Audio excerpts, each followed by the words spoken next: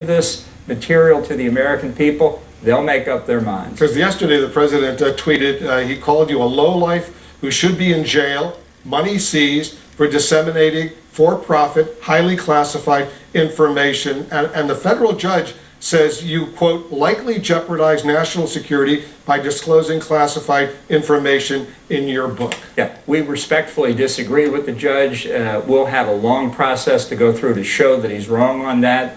The responsible official on the National Security Council reviewed this manuscript through an arduous 4-month process and concluded there was nothing classified in it. I think this is something that I understood and saw from the outset would be controversial.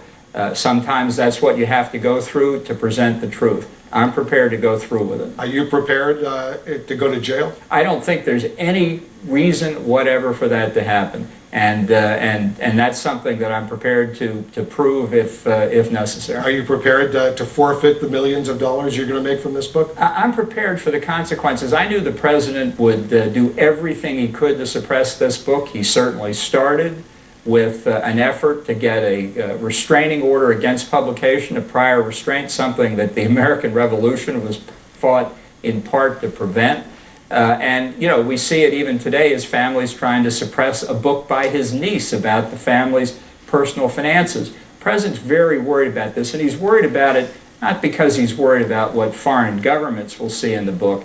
He's worried the American people will read the book. All right, stand by. There's more we need to discuss. We've got a lot more questions for you, Ambassador Bolton. Kind of you to spend some time with us. We'll continue this conversation right after a very quick break.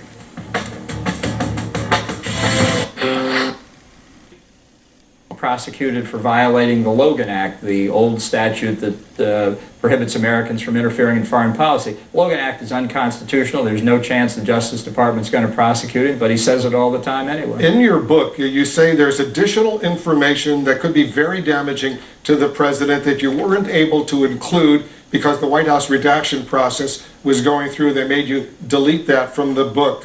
Without giving us specifics, you're obviously not going to give us the specifics, but is that information more damaging than the very damaging information that already is in the book? Look, I made a concerted effort in writing this book not to reveal any classified information. I've been in national security matters for a long time. I understand what classified information is, and just about the last thing I could imagine doing was releasing information. How damaging was that redacted information they made you delete?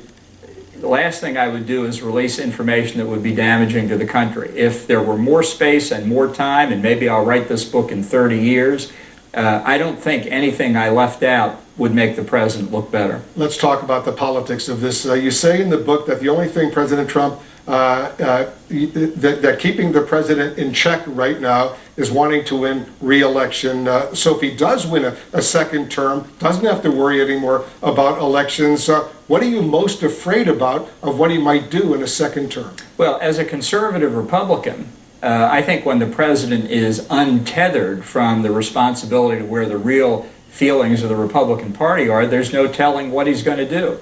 And I want to be clear, I understand, obviously, all presidents factor politics into their decisions on almost every subject. It would be unnatural if they didn't.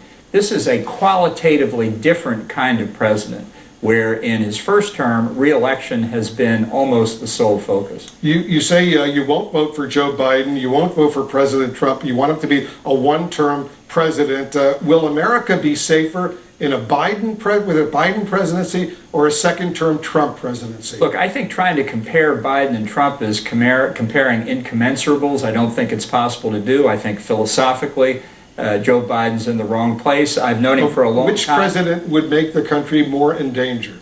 I think the danger of the Trump presidency is his lack of focus and decision-making on what could be crises. I recount in the book conversations I had with John Kelly on this point. I think his conduct in the coronavirus pandemic shows what the risks are, and in a more serious crisis, and a more serious crisis can easily be envisaged, you'd have to worry he would follow the same pattern. Well, the final question, I just want to be precise. Do you believe that supporters of the president who might be skeptical of your criticisms, what should they understand from your perspective before they cast their vote in November? that I'm very worried about entrusting key national security decisions to Donald Trump. I hope people read the book. They may vote for Trump anyway. At least they'll know what they're voting for. But you would be more comfortable with a Trump presidency or a Biden presidency? I wish we had a That's the conservative choice here. Republican. Yeah. You got to make a decision. No, look, that's what I thought in 2016. I've changed my mind. I'm going to write in a conservative Republican. I'm not going to violate my philosophy, but I cannot in good conscience They would be vote for Donald equally Trump. dangerous to the American people? And I live in Maryland, and my vote doesn't make any difference. Well, what if you anyway. lived in Florida or you lived in Ohio? I would write in a conservative Republican. You still wouldn't make a decision. That's right. I'm not going to vote for Donald Trump. That's one less vote than he got in 2016. The book is entitled The Room Where It Happened, a White House memoir. John Bolton, the former National Security Advisor, is the author. Thanks very much for coming and spending some significant time with us. Thanks for having me. Appreciate it very much. We're going to have analysis of what we just heard when we come back.